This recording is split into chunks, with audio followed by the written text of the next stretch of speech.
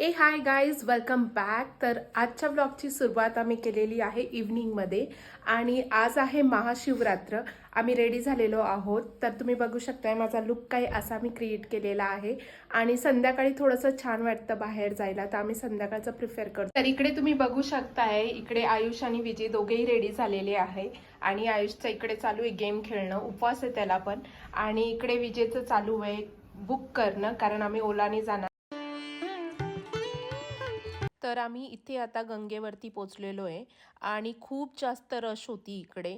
तर गर्दीत आम्ही सांभाळूनच थोडं चाललेलो होतो आणि पुढे जाऊन कपालेश्वर मंदिर आहे. कपालेश्वर मंदिरला मी इथे बघितलं तर खूप जास्त गर्दी होती, लाईन लागलेली होती दर्शनासाठी आणि एवढ्या गर्दीमध्ये खूप जास्त डिफिकल्ट होऊन जातं की दर्शन भेटेल नाही भेटेल, खूप वेळ थांबावं लागतं. तर आम्ही बाहेरूनच दर्शन सध्या घेतलं आणि खूप छान इथे सगळं डेकोरेशन केलेलं होतं. तर इथे विजयनी, आयुषनी आणि मी सुद्धा इथे टीका लावून घेतला, कारण खूप छान वाटतं जर असं काही केलं तर. आणि खूप सुंदर अशी रांगोळीही बनवलेली होती. बम बम बम बम बम बम कपालेश्वर महाराज की, गंगा गोदावरी माता की, सियावर रामचंद्र की, छत्रपती शिवाजी महाराज की.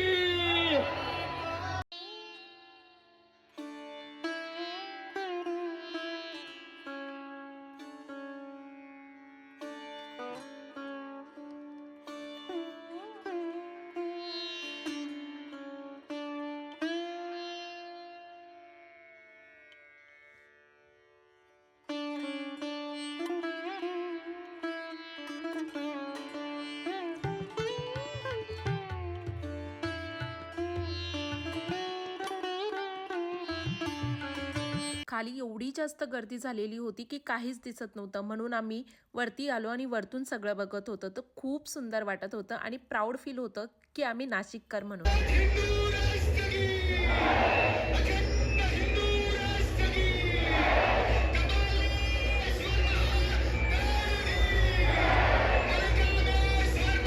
तर इथे आम्ही अर्धांगी शंकर पार्वतीचं दर्शन घेतलं आणि नंतर इथे पालखी येणार होती.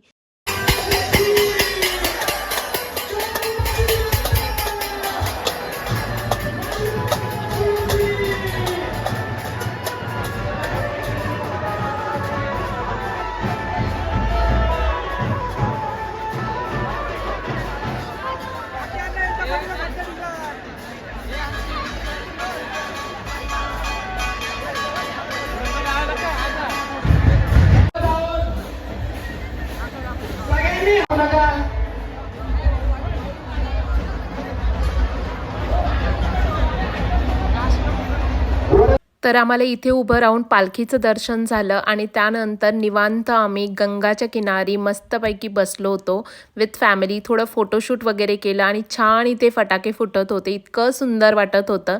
आणि त्यानंतर आम्ही इथे छोटं एक मंदिर होतं त्याचंही दर्शन घेतलं, तेही सुंदर मंदिर होतं. दर्शन झाल्यानंतर मी बाहेर निघाली आणि बघतेच तर काय, इथे वेशभूषा ज्यांनी केलेली होती ते सगळे आपापले रिटर्न होत होते.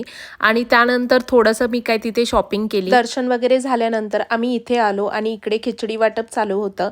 तर प्रसाद देत होते सगळे. तर आम्ही 3 द्रोण घेतले, आयुषला, विजयला आणि मला, आणि सोबत ज्यूसही होता. तर आम्ही तो घेतला आणि इकडे बसून छानपैकी आम्ही त्याचा आनंद घेतला, कारण उपवास होता आणि इकडे छान असं वातावरण झालेलं होतं सगळं. तर मस्तपैकी आम्ही एन्जॉय केलं ते. आणि कधी कधी असं एन्जॉय केलंही पाहिजे फॅमिलीसोबत बाहेर जाऊन.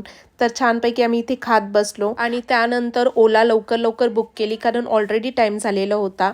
इथे आम्ही पटकन घरी आलो. तर आयुषची तब्येत थोडी बिघडली होती, तो वरती चालला होता तो झोपायला, त्याला पटकन एक गोळी देते. फायनली गाईज आम्ही घरी पोहोचलो आहोत आणि वाजलेले आहे आता 9:15. तर चला मग आता उपवासाचं करून घेते, थोडंसं चेंज करून घेते. फार उपवासाच्या काही गोष्टी आहेत त्या खाऊन घेऊया. आणि चला मग, तुम्हाला कसा वाटला आजचा ब्लॉग मला नक्की सांगा, कमेंट करा, लाईक करा, शेअर करा. तर भेटू एक नेक्स्ट ब्लॉगमध्ये. Till then friends, bye, take care, bye.